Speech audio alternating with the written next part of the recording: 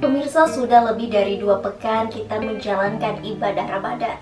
Dan sebentar lagi kita juga akan menyambut Hari Raya Idul Fitri 1441 Hijriah. Nah, berbicara tentang Hari Raya Idul Fitri, ada satu hal lagi nih yang juga dinanti-nantikan oleh para pekerja, yaitu tunjangan Hari Raya atau THR. Dengan adanya THR membuat kantong para pekerja lebih tebal dari biasanya. Namun hal itu juga membuat mereka lebih konsumtif. Kebiasaan tersebut tidak bisa dibiarkan begitu saja, karena akan membuat keuangan kita menjadi tidak sehat. Untuk itu, pengelolaan THR yang baik sangat penting dilakukan, apalagi di tengah situasi pandemi COVID-19 saat ini. Lantas, bagaimanakah cara mengelola THR yang lebih produktif? Berikut tipsnya.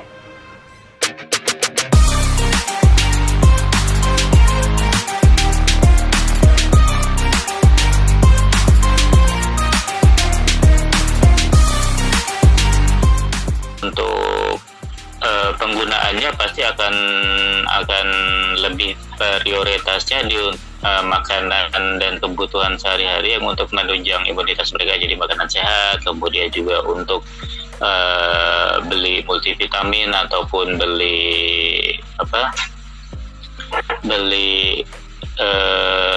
empon-empon seperti itu, ataupun makanan sehat lainnya, karena bagaimanapun juga karena pandeminya belum berakhir. Semalam Pak Jokowi bilang kita berdamai dengan pandemi gitu kan, ya berarti ada kemungkinan masih tetap berlangsung lama nih gitu kan. Kalau katanya Pak, yang pernah saya baca dari mana Kementerian Pak Airlangga Hartarto ya bilang katanya paling nggak masih sampai bulan Juli atau itu kalau lancar semuanya masih baru bulan Juli Agustus kita baru bisa beraktivitas normal lagi. Nah berarti Lebaran masih belum kita kemana-mana, ya kita bisa simpen uangnya. Jadi paling nggak kita kan ngirit untuk biaya mudik dulu kan. Jadi kita bisa prioritaskan untuk makanan dan kebutuhan sehat. Kemudian juga karena orang tua masih work from home dan anak-anak juga kemungkinan masih school from home, berarti untuk biaya kuota terutama buat mereka yang mungkin nggak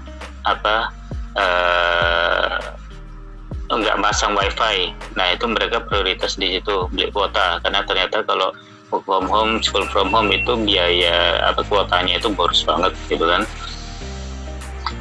Kemudian juga mereka bisa gunakan untuk dananya itu tadi disimpan gitu ya. Disimpan kenapa? Karena pasti setelah pandemi berakhir mereka tetap pengen pulang dong, ya pengen mudik gitu kan. Minimal ambil cuti untuk mudik lah gitu. Nah mereka bisa simpan untuk nanti mudiknya diundur sampai waktu yang ya, misalnya memang pandeminya udah berakhir gitu. Jadi itu mereka bisa gunakan. Terus bisa juga untuk buat mereka yang belum punya asuransi kesehatan, segera punya deh minimal buat bayarin BPJS gitu. Karena kan dengan kondisi sekarang apalagi cuacanya juga kurang baik gitu ya, panas dingin panas hujan panas, kita rentan sakit. Dan kalau masuk rumah sakit malah ntar takutnya di treatmentnya kayak pasien COVID juga, mendingan punya BPJS minimal gitu. Jadi pertama untuk makanan sehat, kedua untuk makanan dan suplemen sehat gitu ya, makanan sehat. Kemudian juga untuk punya asuransi kesehatan ataupun minimal BPJS. Ketiga untuk ditabung untuk mereka bisa mudik nanti. Berikutnya lagi adalah ditransferin kepada saudara ataupun orang-orang yang misalnya selama ini kita mudik, kita bagi-bagi angpau seperti itu, kita bisa transferin ke mereka gitu ya. Terus kemudian saya sih nggak menyarankan untuk beli baju lebaran. Kenapa? Karena kalau kita beli baju lebaran itu secara psikologis kita akan saling kunjung Iya nggak sih, padahal kan dengan kondisi sekarang pemerintah masih melarang kita, masih menyarankan kita untuk social distancing. Jadi walaupun dengan saudara pun sebaiknya jangan kunjung-kunjung dulu deh gitu. Dan kalaupun kita tetap beli, berarti kita hanya, kalaupun kita tetap beli dan kita tetap social distancing, berarti kita hanya gunakan untuk video callan doang. Nah itu menurut saya kayaknya kok sayang banget gitu ya. Pemirsa, itulah tadi tips mengelola THR di tengah pandemi COVID-19 agar lebih produktif.